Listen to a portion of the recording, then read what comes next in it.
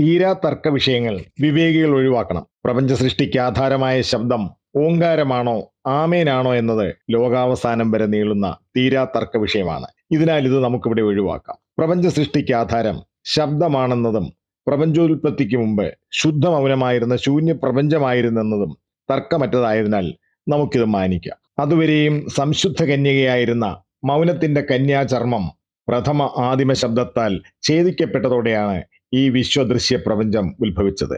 ഇതിനാൽ സംശുദ്ധ ആത്മീയതയുടെ പ്രഥമ അടിസ്ഥാനവാദം മൗനമത്രേ. ഗാന്ധിജിയുടെ വിജയത്തിനും ലോക പ്രശസ്തിക്കും മൂലാധാരം തിങ്കളാഴ്ചകളിലെ മൗനവ്രതമത്രേ. കേവല ഭൂരിപക്ഷമില്ലാതെ പ്രധാനമന്ത്രി നരസിംഹറാവു 5 ആണ്ട് ഇന്ത്യ ഭരിച്ചത് തീരെ ശുഷ്കമായ സംഭാഷണം അവലംബിച്ചുകൊണ്ട് മൗന സമാനനായിരുന്നതിനാൽ അത്രേ. ലോകവ്യാപകമായി പ്രചാരം നേടിയ Art of Living Shri Ravishankar രൂപവൽക്കരിച്ചത് 10 നാളത്തെ മൗനവ്രതത്താൽ അത്രേ.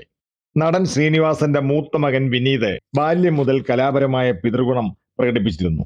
എന്നാൽ ഇളയവൻ ധ്യാനിന് കലാപരമായ പിതൃഗുണം കൗമാരമായിട്ടും അശേഷമുണ്ടായിരുന്നില്ല. യൗവനാരംഭം മുതൽ വീട്ടിലുള്ളപ്പോഴെല്ലാം മുറി അടച്ചു കഴിഞ്ഞ മൗനാവസ്ഥയാൽ കലാപരമായ പിതൃഗുണം ധ്യാനിൽ അങ്കുരിച്ചത് സംശുദ്ധ ആത്മീയതയുടെ പ്രഥമ അടിസ്ഥാനവാദം മൗനമായതിനാൽ അത്രേ.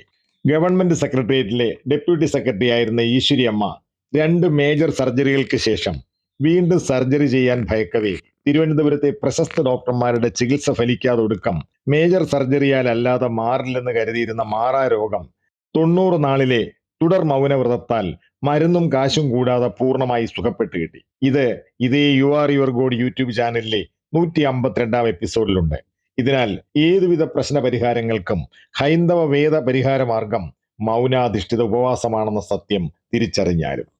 ഗുരുവായൂർ ക്ഷേത്രത്തിൽ നിന്ന് മമ്മിയൂർ ക്ഷേത്രത്തിലേക്ക് പോകുന്ന മെയിൻ റോഡരികിലാണ് പ്രത്യക്ഷ ദൈവമായ ഗുരുബാബയുടെ സന്നിധാനവും അന്ത്യശരണം ദക്ഷിണേശ്വര ക്ഷേത്രവും.